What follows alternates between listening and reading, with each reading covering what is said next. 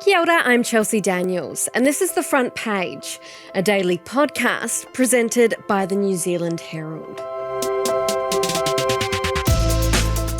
Wellington's Moa Point wastewater plant has flooded and shut down, dumping raw sewage into the south coast. This untreated discharge is set to continue for weeks. Heavy rain overwhelmed the facility, built in the 90s, triggering beach rāhuis, health warnings, and exposing how climate-driven storms are already stressing coastal infrastructure.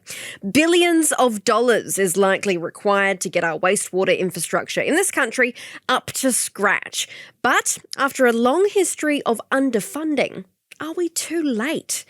Today on The Front Page, University of Canterbury Associate Professor Ricardo Bello Mendoza is with us to unpack the engineering lessons from Moa Point, the climate risks and what it means for our future. But first on The Front Page, NZ Herald senior reporter Melissa Nightingale is with us to set the scene. First off, Melissa, tell us what happened. Take us back. Yeah, so the first that we heard about it in the newsroom, there was some social media posts put out by the council saying that sewage was flowing into the ocean. Unfortunately, that's not 100% uncommon for Wellington, but normally it's something like partially treated sewage and heavy rain. But council were referring to this as a major incident.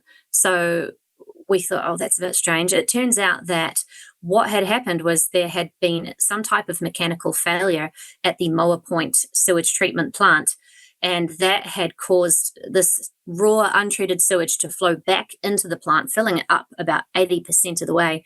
And then all of this had overloaded the system, and it was flowing out of this short pipe about 5 meters into the sea, so just on the beaches there, pumping, I think, 70 million cubic litres of raw sewage into Wellington's south coast ocean. Wow. And is it still going?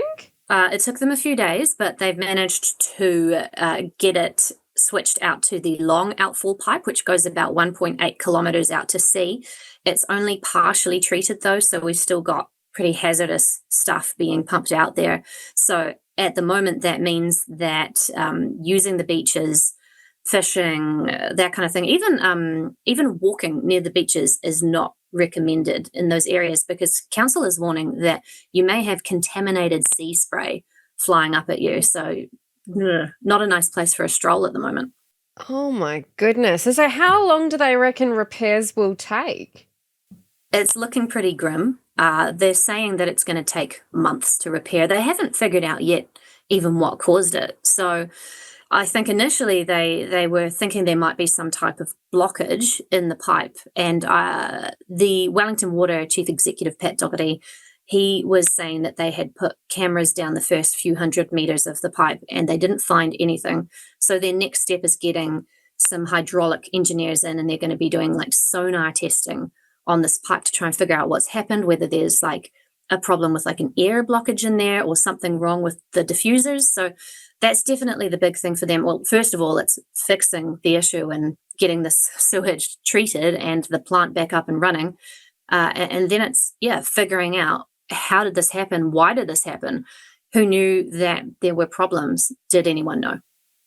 Yeah, so Wellington Mayor Andrew Little, he's met with Prime Minister Christopher Luxon and your Energy Minister there, Simon Watts, last night. What came of that?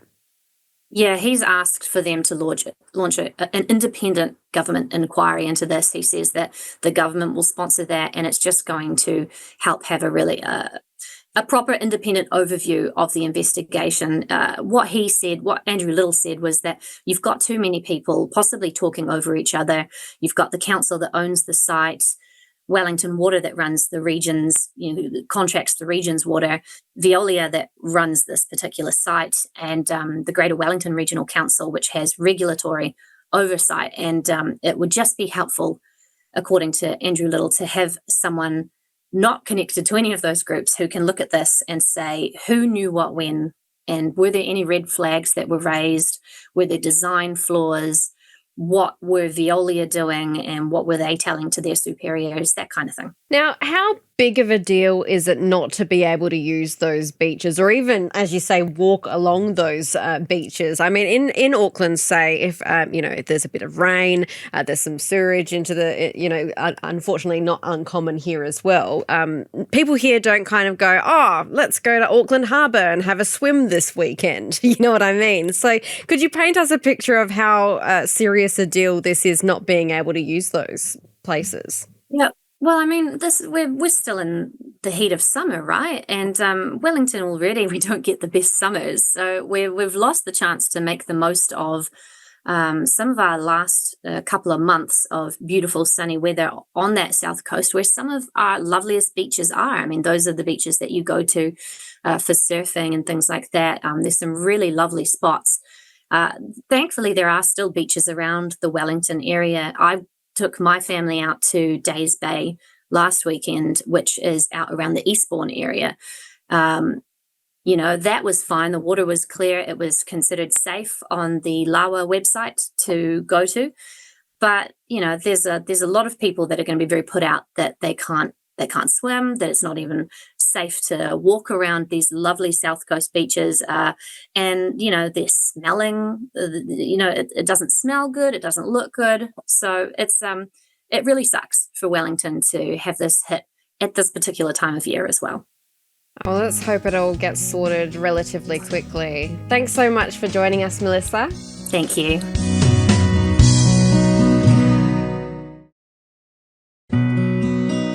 It'll come as no surprise when I say to you it's going to cost billions and billions of dollars to fix our country's failing water infrastructure. University of Canterbury Associate Professor Ricardo Bello Mendoza is with us now to take us through what we could do short term and how we might be able to tackle this problem once and for all. Ricardo, what do initial reports here at Moa Point tell us about what perhaps went wrong with the plant's equipment during last week's heavy rain? Yeah, it looks like the origin of the problem was, there was heavy rains in recent days, and that increases the flows, the volumes of wastewater coming into the treatment plant. And most plants are not able to deal with these peaks in wastewater flows. So in most cases, they will have to bypass at least a portion of the wastewater will have to go straight into the outflow and then into the ocean without any treatment. So in this case, quality is not a issue because there is dilution due to the rainwater. There still needs to be some screening, some preliminary treatment to remove big stuff in the water and sand and so on. But organics and solids will still be in the water and that will be discharged. So that is something that happens, I wouldn't say regularly, but from time to time in most wastewater treatment plants in New Zealand, because simply they are not designed to treat rainwater. But in this case, in Moa Point, when they decided to do this bypassing, it looks like there was a blockage in the outflow pipe, and then the water just backed up. So basically, huge volumes of water will just coming back into the treatment plant, and that flooded the plant and the equipment. And we are talking about wastewater, even though it was diluted with rainwater, it still is a hazard. So they need to be careful with that, and they need to then look at the damage that has caused the equipment. So it will take, unfortunately, some time until everything is fixed. Now, there was some concern about what was actually causing that blockage. So they were even thinking that it will take weeks to discover where the blockage was and to fix it. But unfortunately, it was fixed relatively quickly. That at least is now solved because now the water is flowing normally into the ocean. But getting the plant again online will take several weeks. Most of the equipment that we use have to be imported. So it might take months to actually get a plant still, up and running again. Well, you said it's relatively, it does happen from time to time, right? When there's heavy rain, these things happen. And not only in Wellington, big surprise, shocker, but all around the country. Yes. Is that good enough?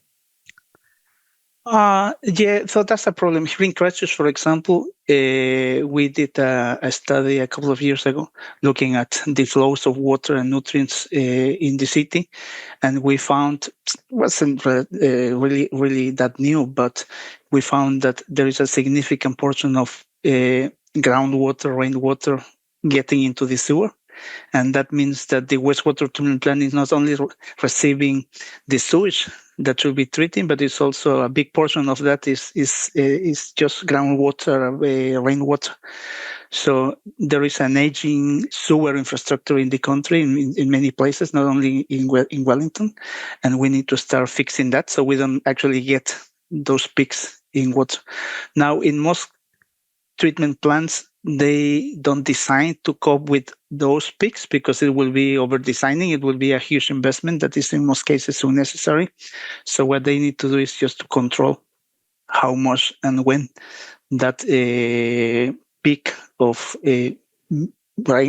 sewage and rainwater is being dumped into the environment. Presumably when they were first designed in, the 80s and 90s, depending on where you are in the country, they were designed, what the packet says, for wastewater only.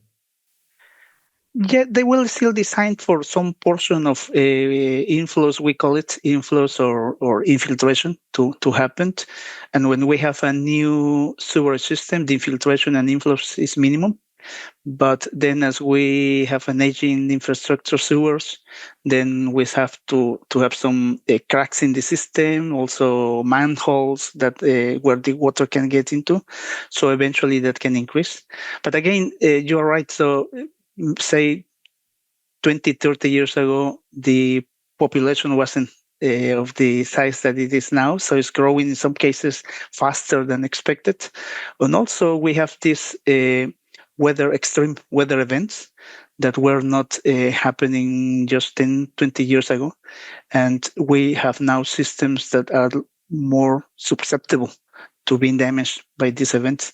So it's also important to think of resilience. In most cases in New Zealand, we have centralized wastewater treatment plants. Basically, we put all the eggs in a basket. If that goes wrong, then we don't have any alternative. So in some cases, it might be wise to consider decentralized systems. But again, this is a huge investment we're talking about. So it's a big decision and it has to be done, considering risk and a risk assessment and risk mitigation process. Well, Infrastructure New Zealand estimates they reckon about $120 to $185 billion is needed for water upgrades over the next 30 years. That's driven by climate resilience. Wastewater facilities around the country have always been underfunded, right? They've been underfunded for years, sometimes decades. Are we just going to always be playing catch up if we don't write that $200 billion check, say?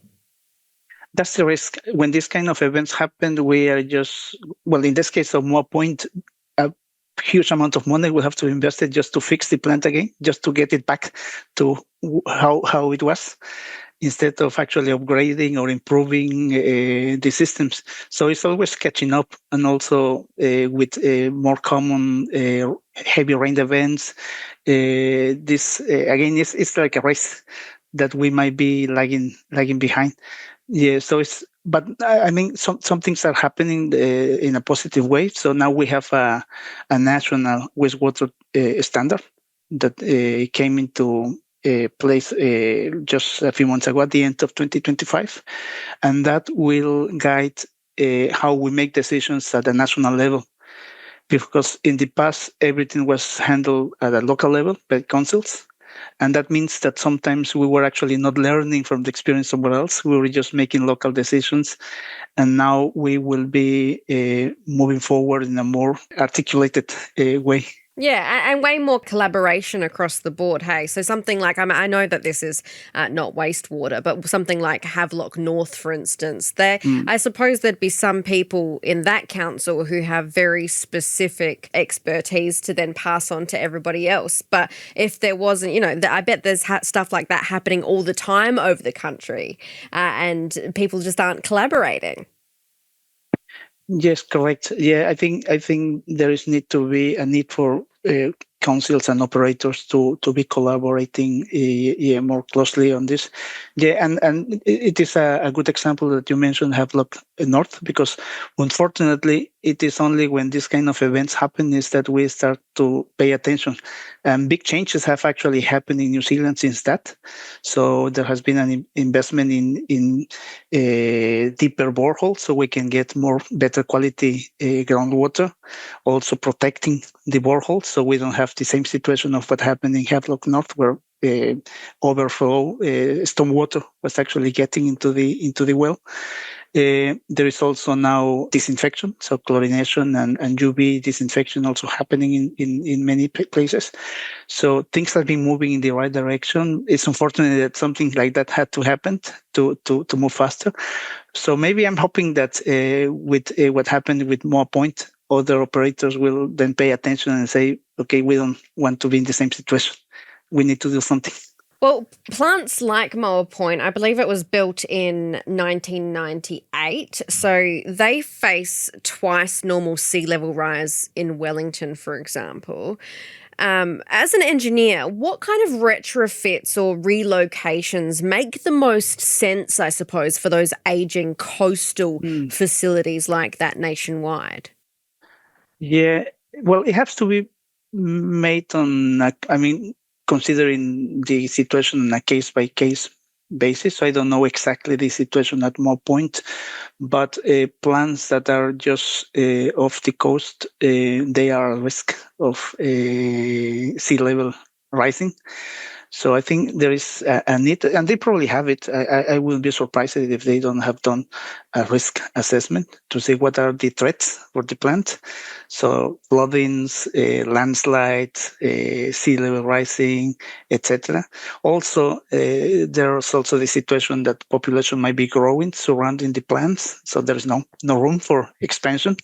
So that might push operators to maybe think of relocating a new wastewater treatment plant.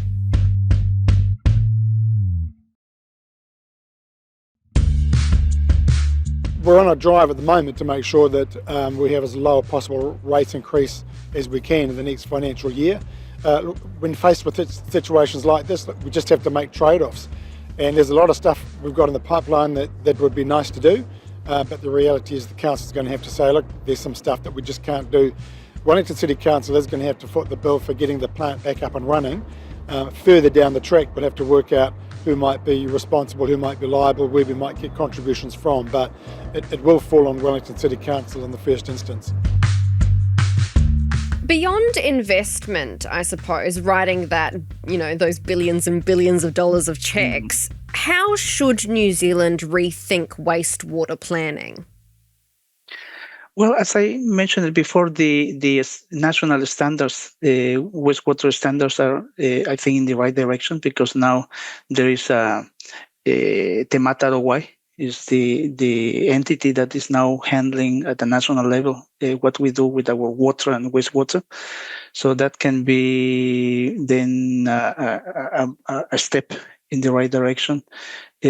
Also, I think, apart from the unfortunate event of this blockage at Moa Point, what I was reading also in the news, listening in the news, is that there was a situation of complaints to the discharge. So I think it might be just an operational. Actually, it's probably not like the plant is necessarily too old. It's probably an operational problem.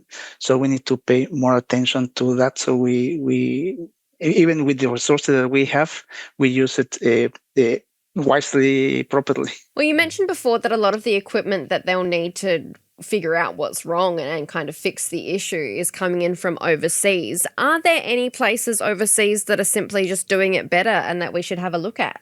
Well, there are some countries also. Maybe I'm thinking maybe countries with large coastal areas. Singapore has been, for example, it's smaller in terms of size country than New Zealand, so the situation is different. But they have been doing very well with the resources that they have. And I think in New Zealand we have been also doing well in the past, but I think we are now lagging behind because we haven't been at the same pace as the demand. So our infrastructure is aging, the population is growing. There are some places. I live in Wellington, near Christchurch, and the town has been growing very fast in the last 10 years. So the local wastewater treatment plant is near to reach its capacity. So many years before it was initially planned. So this is again the situation where we are behind the changes. Yeah. But yeah, there are some examples. I would probably think of Singapore as an example, but again, it's more of a local situation that need to be considered. There's always a real push to build up and build out. So you mentioned Rolleston, obviously, and a lot of places in North Canterbury have popped up over the years. You've got Lincoln, you've got Woodend, just things like that. And, you know, everyone wants to build more houses, make more people in Auckland. The population's growing. Is it an issue of we get excited about these projects and get excited about people moving places and living places, and we tend to forget about the wastewater, the boring stuff, I suppose? Yeah, you're right. I think wastewater is one of these critical infrastructures that we actually probably don't think about it. So even though it is quite important for our daily lives, we just flush it and then forget about it. out of sight, out of mind. So and that usually leads to then also decision makers just putting it behind in their priorities. Quite often will be the things that are more visible, and that happens everywhere, not only in New Zealand. But also, yes, you're right. So in terms of houses, I think it's a difficult situation. On the one hand, we need to increase our housing. So we have a population that needs houses, but also we need to, I think it's important not to continue doing business as usual. So the way that we are growing is not necessarily the best way. And it's putting pressure on this kind of infrastructure is services like drinking water supply, like wastewater. Then we have roads and a number of things that we need to consider. And usually those services are just not at the forefront of the priorities. It's difficult, isn't it? Because when people have those conversations about things being underfunded, you think about our hospital infrastructure, right? And that's just a real crisis area. And if you did have billions and billions of dollars to give away all of a sudden, like a genie just granted you 3 wishes, people would generally go straight towards, well, hospitals are underfunded. They've been underfunded for decades. You know, there's mold in some hospitals in this country. And then you've got classrooms, same situation. And wastewater is really, it does kind of sit at the back of the pack. Correct. Yes, with so many needs and limited resources, it's difficult to make decisions. We have many needs, like you're rightly highlighting. Our hospital infrastructure is also needs investment. And if you ask people what are their priorities, they will probably be talking about that. Hospitals, they might be talking about this situation of the roads, maybe transport, and so on and so forth. And probably only a few of them will be saying, okay, we need to improve our wastewater infrastructure, because nobody sees it. So we all assume that it's working well, that is being cared of, but we sometimes don't know the real situation. And it's only when this happens and then we don't have the service, so we can no longer use the toilet, flush the toilet, is when we realize, okay, this is actually important. Yeah, so I think that puts this infrastructure in a difficult situation. Also, decision makers might find it difficult. So I think it's important to make a national assessment of priorities and then start investing wisely in what is actually needed. Thanks for joining us, Ricardo. Thank you, and have a good day. That's it for this episode of The Front Page.